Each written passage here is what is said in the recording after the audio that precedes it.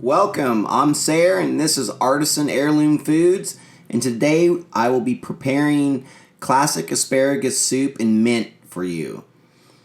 This is all of my ingredients that I'll be using. I have the chicken stock as well as the minced garlic. We also have a bag of sweet peas, frozen sweet peas.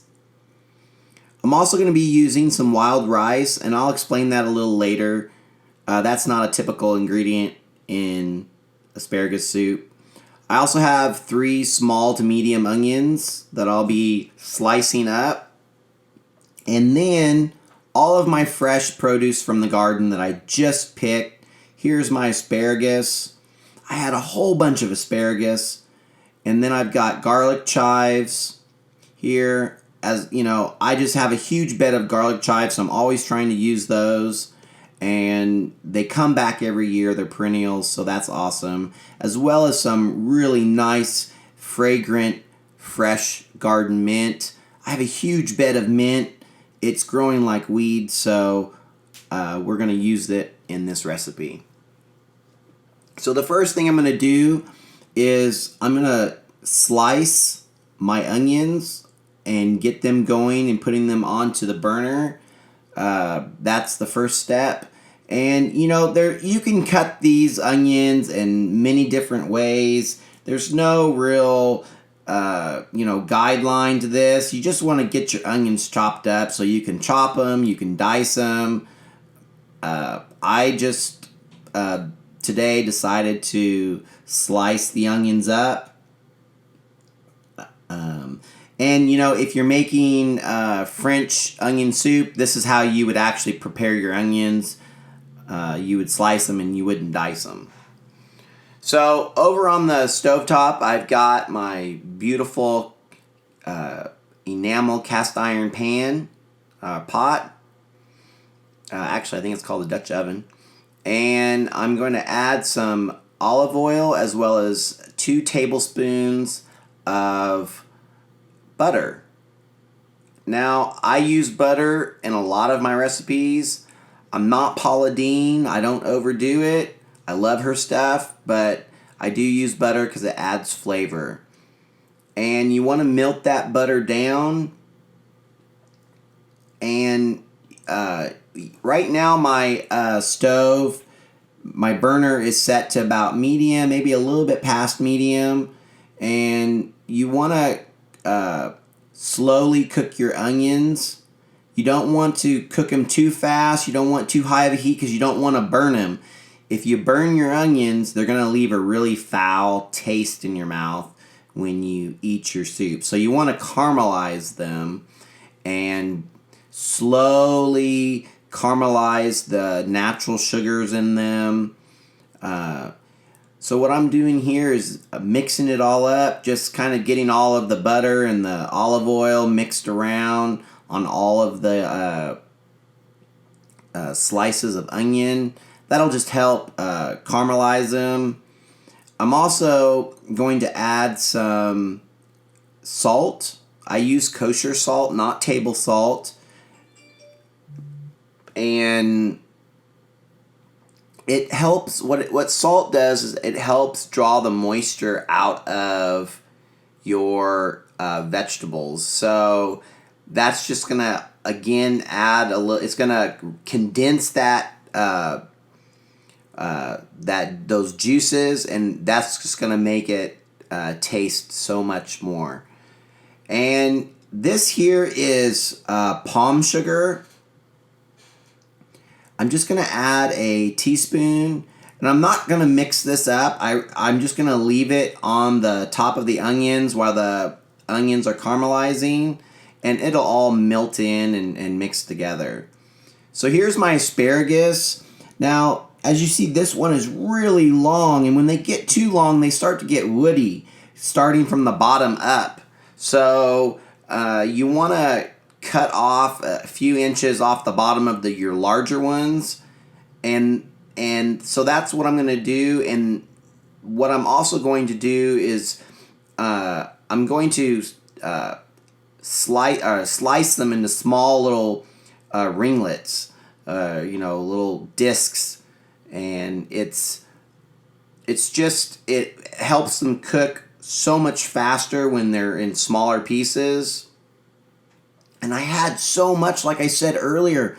My goodness, April has been abundant when it comes to asparagus, and asparagus is always my very first vegetable to be harvested from the garden, right at the beginning of April, all the way through April into the first half of May.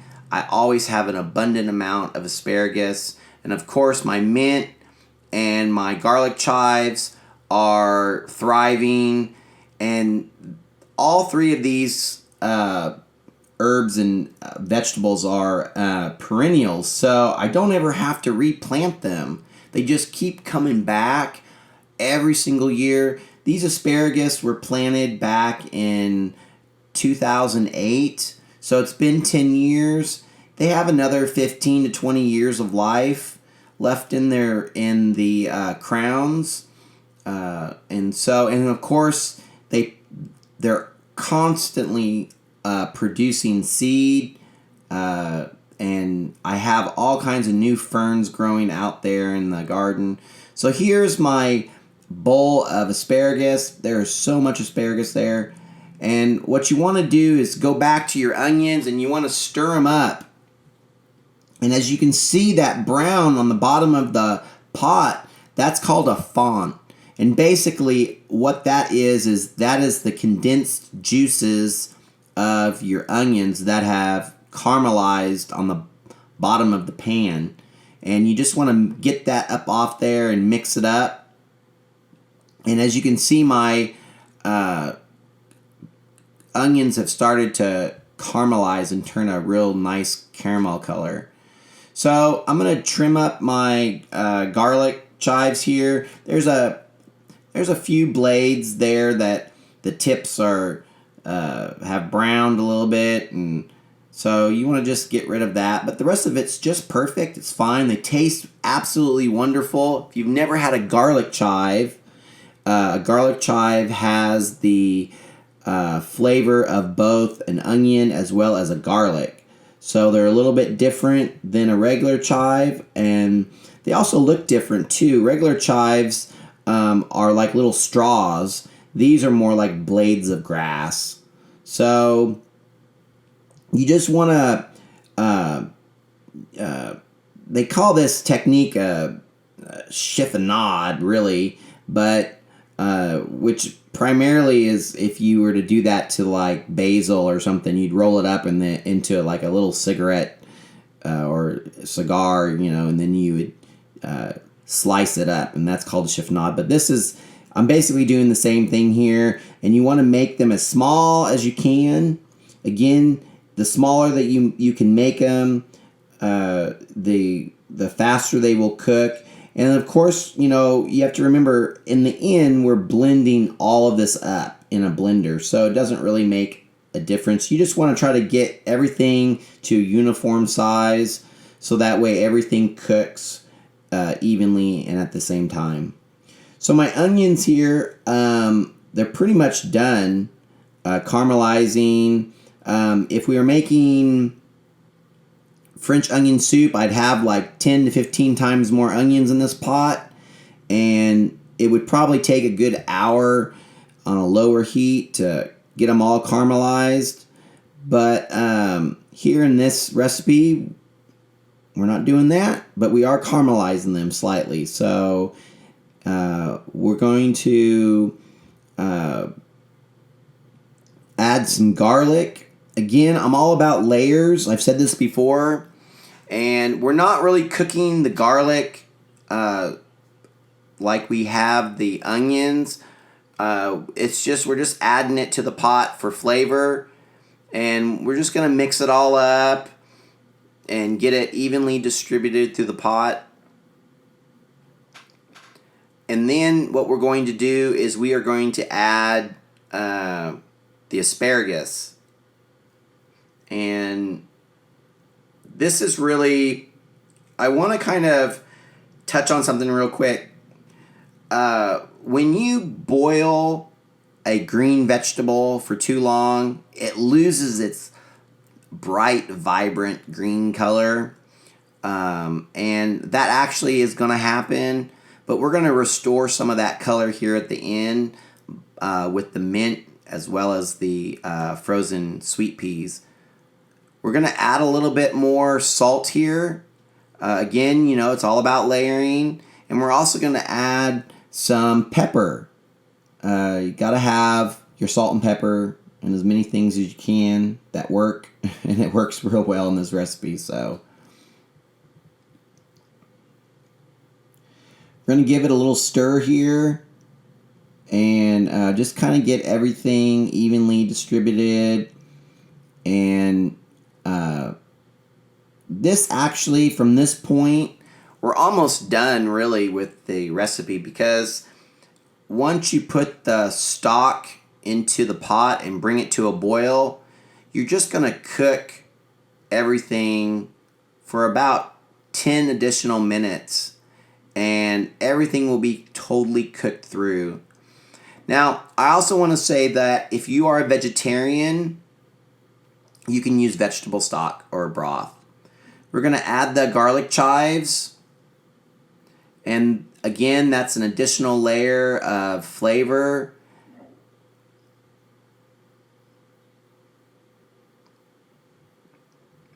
I do have regular chives growing in the garden. I don't know how they got there. But I really like the garlic chives. They just really have an awesome flavor. Okay, so here's the rice. What's with the rice? The rice is actually, not only is it a thickener for the soup, it's also going to add a little body, and it's going to balance the dish out because you have all vegetables, and you do need, you know, I like to have a starch when I eat, and the rice acts as your starch. So I don't put very much in. I think I had a half a cup. It was a half a cup of rice there. And it really does cook really fast. It takes probably, you know, I just put this stock in and it's at room temperature, and it will probably take about 10 to 15 minutes to come to a boil. And then once it's to a boil, like it is right now, the rice is cooking, and then you're going to boil it for longer, for about 10 more minutes. And the rice, even though it's wild rice, because there's so much liquid inside the pot, it does cook off really quickly.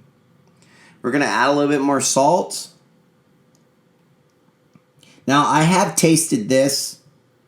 I didn't show that part, but I did taste it, so I do know that it's not salty. While that's cooking for an additional 10 minutes, boiling, we're going to go ahead and pick this mint. Now, this is a very unusual ingredient to use in a soup.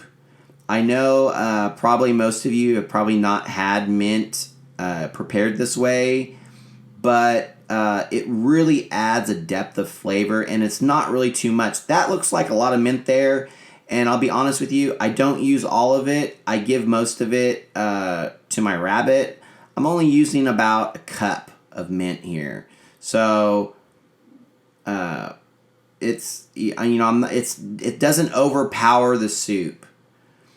Now that we're done, you can see that the green, vibrant color of the asparagus has been basically cooked away, and there is it's kind of like this army green color. But if you look closely, you'll see that the garlic chives have retained their vibrant green, deep color.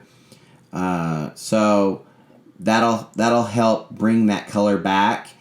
And we're going to put the mint and some sweet peas in here. Just a tip, though, when you're blending something that's hot, don't fill it up all the way, okay? Because it'll splatter up. It'll push the lid up off the blender. So just be wary of that. So we're going to do probably about 2 or 3 batches here. I think I ended up doing 3 batches, and then you're pretty much done. You don't have to worry about the peas, about cooking it, because the soup is really hot already. And the peas have already cooked. All you're doing is just basically blending them all up. And you want to try to blend as good as possible to get that rice blended up. And as you can see here now, it's this really pretty pastel green. So you got that greenness back. So it does look appealing to the eye. And I have to tell you, it's absolutely amazing. This soup was so good. I had so many compliments.